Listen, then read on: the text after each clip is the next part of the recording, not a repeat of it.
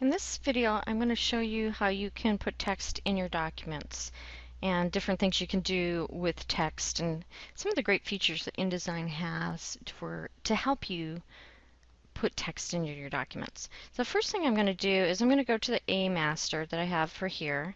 It's right there. I'm going to close that guy.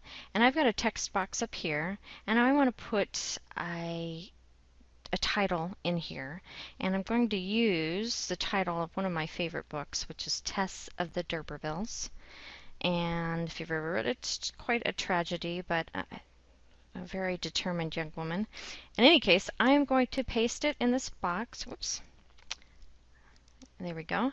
And I don't like that font too much, so I'm going to pick a different font. We'll just go with Gil Sans, and maybe make it a little bit bigger. Okay, so there it is. That's on my master page. Let's go to our pages, and I'll go down to this page right here. And now you can see it shows up on my page. Actually, let me go back up. I'm sorry, this is the picky part of me. I'm just going to bring it down a little bit so I can read it. Okay, so now we're on this page and you can see it, and I have right here a text frame, and I'm going to zoom in a little bit here so that you can see some stuff. So here's my text frame, and I want to place the text from the first chapter of Tess of the D'Urbervilles in there, and I'm going to do that by going to File and Place, or Control D. Now I don't want to do that yet, because if I do that, because I have this frame selected, it will automatically put the text in there, which is okay, but that's not what I want to show you. So I'm going to unselect it. I'm going to do a Control D, and then I get to go to this. This is where my documents are stored, and you can put in TXT document. So this is the text on a document. That's what gets imported. So you can use TXT files, RTF files, of course doc or docx works, but we're going to use this one right here.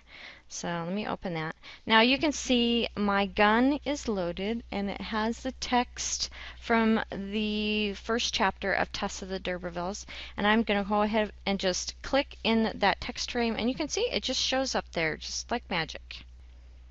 Alright, so now you can see I have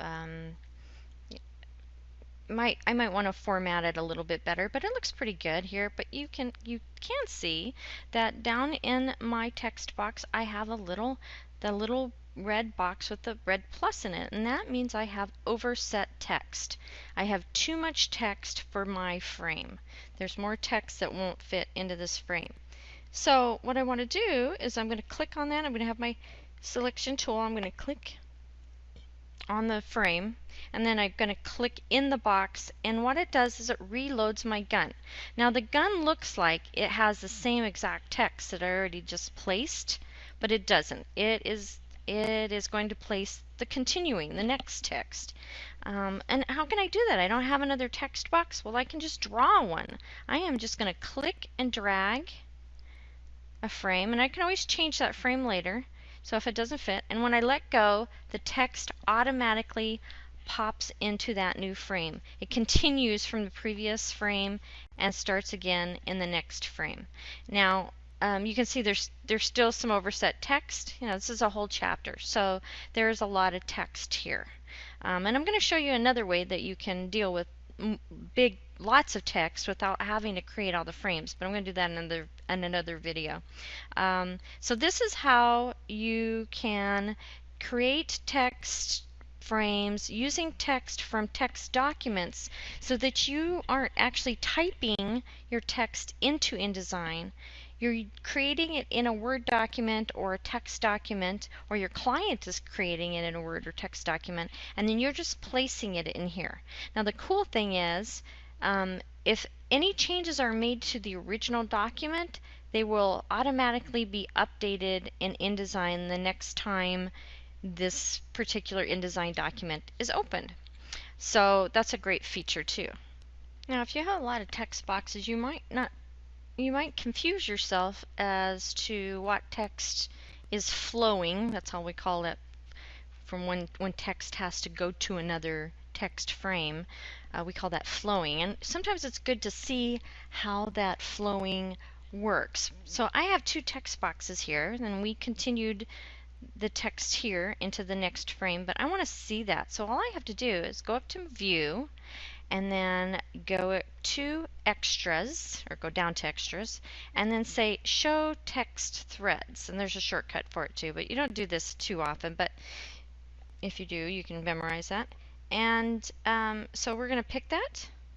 And now you see there's this little line that goes from one text frame to another. Now, as long as one of those text frames is selected, you can see the line. If they're not selected, you don't see the line. But that's how you can tell that this text right here, going out of this outbox, flows into this text frame